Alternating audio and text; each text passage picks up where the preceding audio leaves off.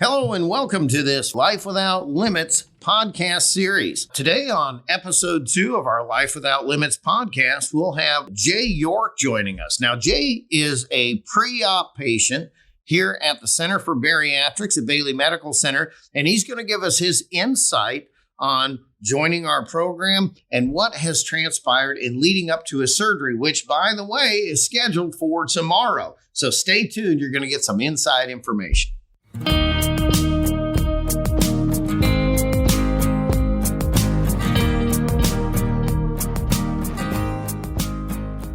Well, we want to thank everybody for being here today and listening in on this podcast. We have our guest today, Jay York, joining us.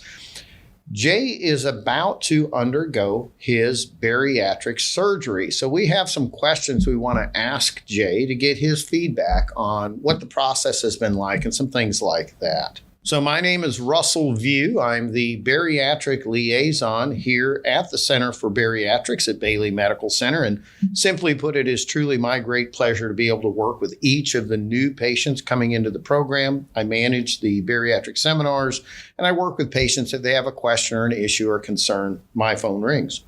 So let's just jump right in. Jay, can you tell us about your aha moment, or that moment when you first decided to take the step moving forward to have bariatric surgery?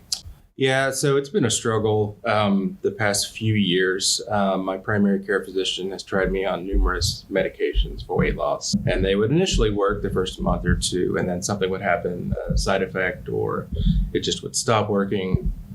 And I think that initially got me thinking about it. And then in March of this year, my father had a heart attack. Oh, no. And then both of my grandfathers also had heart attacks. And so that was kind of the point where I was like, I'm headed down that path. I'm genetically predisposed for a heart attack. My blood pressure's up. My weight's out of control. I need to get this under control. And then that kind of laid the groundwork. And then this summer, I was playing with my grandson and was just winded after a couple of minutes. I'm like, this has to stop. I have to make a change. I want to be able to play with my grandkids and my son, throw the football around with them without, being winded and telling them I have to wait. Okay, well, that certainly is an eye-opener, isn't it? Yeah. Can you describe for me Bailey, the bariatric department, the staff, the program, the people, the community? Can you kind of give me your impression of that as you've gone through? Everyone has gone out of their way to help me. It's been refreshing. I'm used to sort of a factory approach with the medical field. They get you in, they get you out. They want to churn the numbers. Right. They make the most money they can. Here, it's been a lot different. And the thing that sticks out to me and the thing that I've shared with everyone is that I have a team. And if I tell someone on that team something, the whole team knows it. Right. Which has saved me a lot of time, and it makes me feel like I'm part of their team, basically. It's been great. If I tell my dietitian something, then my navigator knows it, or my exercise coach knows it. It's been great. It's been a good example of synergy. Wonderful. Thank you for saying that. Yeah, one of the things we learned here when we opened our doors was if we just focus on the patient and take care of that patient, everything else works out just fine. And that means truly knowing a patient and communicating between providers so that we have a very comprehensive approach to taking care of them. So thank you for that. Can you tell me what was a challenge that you found yourself facing as you're going through this program, and how did you overcome it? I'd say the biggest challenge was just gearing up mentally for the surgery. My mom had the surgery, the Roux-en-Y, about 20 years ago. And so I saw what she went through. Things have gotten a lot better since then. Oh, sure. But just knowing what she went through back then, it kind of got ingrained in my head that I would be going through the same things. So I had a lot of questions for everyone. Right. But they reassured me things have progressed a lot in 20 years. Dramatically, yeah. Yes. So the mental part of it was a challenge, but just talking to people helped me calm that down. Changing the diet was obviously a big step for me. Right. The 2-week liquid only diet was, I'll be honest, a challenge. Oh yeah, it is for everybody. That Sure. was rough. Last night when I got home from work, I literally fell into my bed. It's like, I'm not moving for 30 minutes. Right. So that's been another challenge, but just keeping a calendar in front of me, marking off those days, knowing that it's only 2 weeks, I can get through it. Right. And then, I get to eat broth the day before surgery. So yes. It's pretty exciting. Exactly right. Now, you mentioned early in that statement that your mom had surgery 20 some years ago, and she had the Roux-en-Y gastric bypass. Yes. For anybody listening to us, you're having a sleeve surgery. Is that correct? That is correct. Okay. So you're having the laparoscopic sleeve gastrectomy. And as you said, things have changed dramatically over the years. Years ago, these procedures were done open. And you were in the hospital 3 or 4 days, and you had drain plugs and an NG tube and things like that, where now the procedure is done laparoscopically. It's far safer. You usually spend 1 night in the hospital. You go home the next day if everything's, the way it should be. And typically it is. And so that's an interesting comparison. I'm glad that you brought that out. What motivates you to keep going? You mentioned the liquid diet. That's not easy, I know. Yeah. How are you getting through this? What's pushing you? It's family. It's my grandkids. It's my son, my daughter. And the fact that I used to be able to do a 5K. Right. I want to be able to get back to that stage where I can do a 5K. I've got a 2-story house. I want to be able to walk up the stairs without pain in my knees. Right. That's a big thing for me. That's what I'm going for, and that's what's kept me going. Very good. Yeah, we describe those as non-scale victories. You've heard that term, I'm sure, as you've worked your way through the program. But it's one thing to see the weight on a scale go down. And obviously, we're looking for weight loss so that you're healthier. But it's about getting your life back and being able to do those things that you either never were able to do before and you want to, or things you used to love to do and you can't currently. And we see that with patients all the time. We've had patients who told us they can't ride their horses anymore. We had a patient who came to us who was almost immobile, and that person is now a triathlete. Wow. So you want to talk about a change. And we have patients all the time that tell us they're in 5Ks and so forth. So I like where you're going with that. Since you started the program, what positive changes have you seen so far? You mentioned diet. You're back on a good diet plan, but what else have you seen? I think my overall outlook, I think in the past, I used food as a crutch, emotional eater, right? I guess you could say. But now it's given me a light at the end of the tunnel, where, I don't need that. Right. I realized that there's other outlets for me to do. And, when the weight does come off and I can get back to training for a 5K or riding my bike after work, those will be much healthier options for me than sitting down with a bag of chips or ordering some fast food. What's been your favorite part of the Bailey bariatric community? My team has been my favorite part. The support group has been great as well. Talking with people that have gone through it, getting some tips from them. Talking to, Dr. Kirk. Right. Has been fun. He's a straight shooter. He's a hoot, yeah. So I always appreciate that.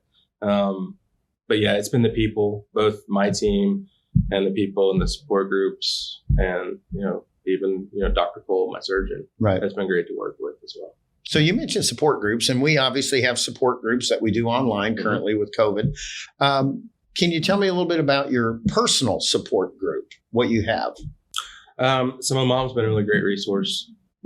Just as she's like, you have to listen to your stuff, listen to your body now. Right. If you don't and eat things too fast, it's going to backfire on you. Right. Literally. My wife and kids have been great. They, if they get something good to eat, they'll take it in the other room. Very kind of them. They'll see me eyeballing it. Right. So, family's been great. My work has been great. They've given me time off when I've needed to come to my appointments. And, I've been surrounded by a pretty good support system. Awesome. Has there been any negative input? Has anybody tried to talk you out of it or given concerns or anything like that to you? I've had a couple of people ask me, why, or you're taking a shortcut. But to me, it's not really a shortcut.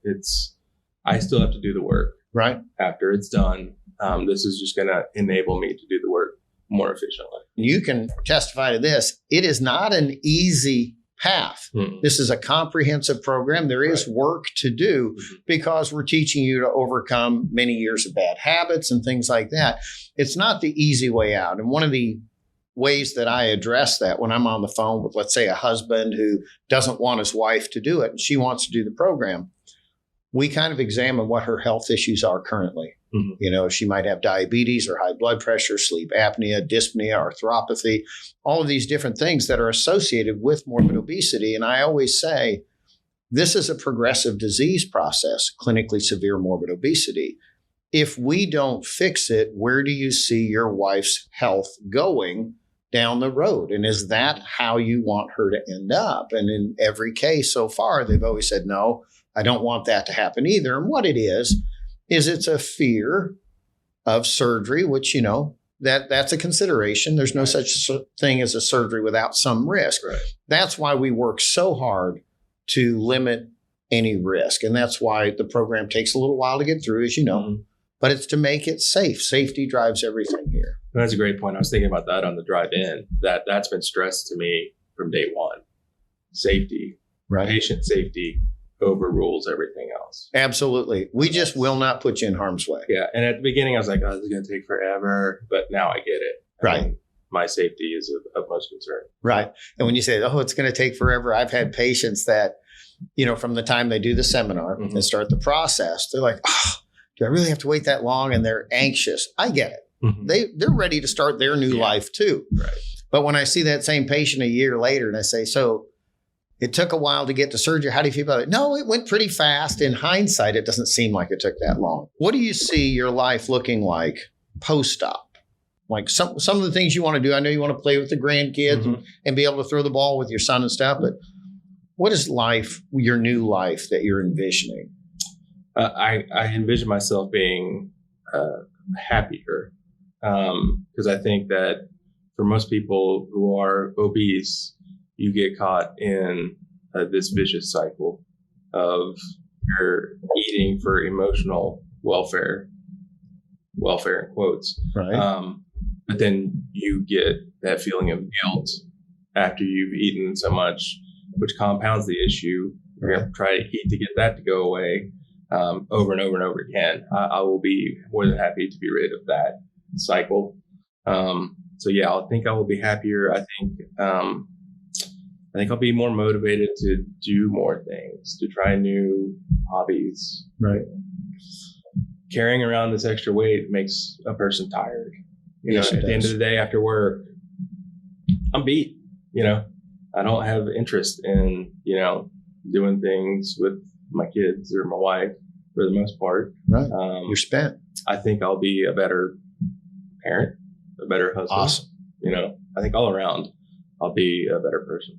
I love what you said about getting away from that trap of using food to cope with, you know, concerns, issues, and so forth. Mm-hmm. And then because you've eaten things you know you shouldn't or more of something than you should have, you feel guilt. Mm-hmm. And it becomes this emotional trap. And you kind of feel isolated in that as well, I suspect. And so that's not unusual. So getting that off of you is an amazing thing. And just, I can only imagine how you will feel inside when that's no longer a concern for you, mm-hmm. right? Mm-hmm. How do you feel this will change the way you view the world or the way the world views you when you've had bariatric surgery and you've been successful? How do you see that? So I think that I know it's not about the weight numbers, but as the weight comes off, I feel my confidence will grow. Right. So I'll become a different person. People will see a different person because I'll be a different person. I'll present, you know, the new me, right, as opposed to the old me. Like now, I try to avoid mirrors whenever I can. You know, I don't want to see that guy. You know, it might sound vain, but being skinnier, I might want to look in the mirror, right, like be proud of myself for what I've done. Absolutely. So I think I'll be a much more confident person. I don't think that's vain. I think that's just honest, Okay. right? I think we all kind of go through that. So no, I can see that. How will this affect the dynamic of your family, you think? I think nothing but positive. I can't, I mean, the kids might not like some of the things I have to cook afterwards. They might not, because they're used to, fast food or bad food. So my wife actually ordered the Bariatric cookbook last week. So I've been flipping through that, looking at recipes that I can make as I progress through. And, unfortunately, they'll have to eat some of the same things that I eat, but that's not a bad thing for them. Right. It's healthier. Right. Right. Exactly right. So how do you feel the program prepared you at this point? You have surgery. Your surgery date is tomorrow? Tomorrow is surgery. So how has this program really set it up and prepared you? And how do you feel both physically and mentally knowing tomorrow is surgery? I think everyone I've worked with has been great in preparing me. They've stressed the important things. They've answered all my questions, and they've said that they were, willing and available for any other questions I've had. It's been a great process. Again, I was anxious and impatient at the beginning, but there's been some great things come of it. After I saw the pulmonologist, we did an X-ray and they actually found a spot in my lung. So we did a CT scan, and they found that it wasn't anything bad, but that was great for me to be able to know that I have that. I wouldn't have known that otherwise. Right. So I think I'm well prepared for it. I'm nervous about the surgery, only because I only had one surgery when I was 2 to have my adenoids out. Right. So this is kind of a first for me. But again, everything has been laid out for me in a logical path to get here. And then afterwards, it will continue. Right. You have your follow-up meetings with everyone. So I think that it sets you up for success. Right. And that's what we're looking for. We want each patient to be successful. And as you said, there is follow-up after surgery. We're not done with you. To quote Dr. Kirk, we don't put you out to pasture, right? Right. We're going to have a bariatric liaison that's reaching out to you to keep you plugged in, say, hey, it's time, Jay, to come in for a follow-up with the dietitian or the clinic provider. When we modify this miraculous machine that we call a human body, we want to know you're getting the most out of it, that it's operating and running correctly. So there is post-op care. Dr. Kirk is fond of saying, if you have an issue, if we can fix it, we're going to fix it. Yeah. If we can't fix it, but we can make it better, we're going to make it better. But we're going to know you, and we're going to make sure it's as safe as possible. So you're at the very tail end of the liquid protein diet. Yeah. And I know that's no fun. No. It's not fun. No. Can you kind of describe how that's gone for you and put some words of wisdom out there for somebody that's going to be going through that? People had told me, day 4, you'll get used to it. And I was like, you're crazy.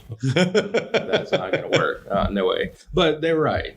I mean, after the 3rd or 4th day, I'm still hungry. I still got a little cranky, but my body did get used to it. And like I said, having that calendar at my desk at work or in front of my desk at home, crossing off those days, it's like I did one more. It's like, I don't want to relate it to being in prison, but I was going to be released on X date, so I'm going to keep marking those days off, and it makes it a little bit easier for me. Right. Get through it. Walking, going on a walk when I felt like I'm going to strangle this person at work if I don't get a cookie. Right. I'd go outside and walk around downtown. Right. 10 minutes to get some fresh air, take my mind off of it. I think that really helped. Right. Very good. Well, thank you for addressing that. I'm sure that that'll mean something to a lot of people as they go through this. So, okay, tomorrow's the big day. Yeah. All right. Can you share with us any concerns you have about the process, as you've gone through, or what's changed with regard to those concerns? Yeah. Initially, the thought of surgery was overwhelming to me. But like I said, everyone here has been willing to answer my questions, address those concerns, and give me some options or a different way to think about those concerns. I did see the psychiatrist or psychologist. Psychologist. Yes. I also see another therapist on the side, and she's been great. And I would recommend that to someone who's going through this. That was a great outlet for me. Someone who's removed from the program who can give me a different perspective, but is still encouraging and kind of echoing the things that my team has been telling me this whole time. Oh, that's very good. Very good. Okay. So if I were, let's just say I'm a coworker of yours, to kind of create a scenario, and I sat down with you today to talk to you about, I'm considering this as well. And I'm very concerned. I know I need to lose the weight. I need to get healthy. I want my life back. And over the last many years, I've tried every diet known to man at least once, and it's not worked. What would you tell me would be my next step? If I'm considering this, what should I do? I would have them ask me whatever questions they wanted to, and I'd address those. But then I would recommend coming to a seminar. Come to a seminar. You'll have it all explained to you. You'll have the experts. Yeah, sure, I can answer some questions for you, but you want to ask the experts. You want to ask Dr. Kirk. You want to ask you any concerns that they would have. You guys would have a better answer than I would probably. So I would direct them to the experts and just go and see if it's right for you. It might not be. Once you sit through the seminar, you might say, oh, well, I don't know, maybe not. But at least you're taking that step and finding out what's out there for you.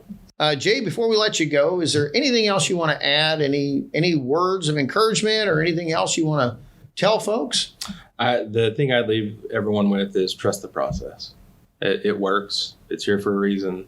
You might question it at the beginning, but stick with it and it works. I promise. Awesome. Jay, thank you so very much for taking time and already paying it forward to help other people. We really do appreciate that. Thank you.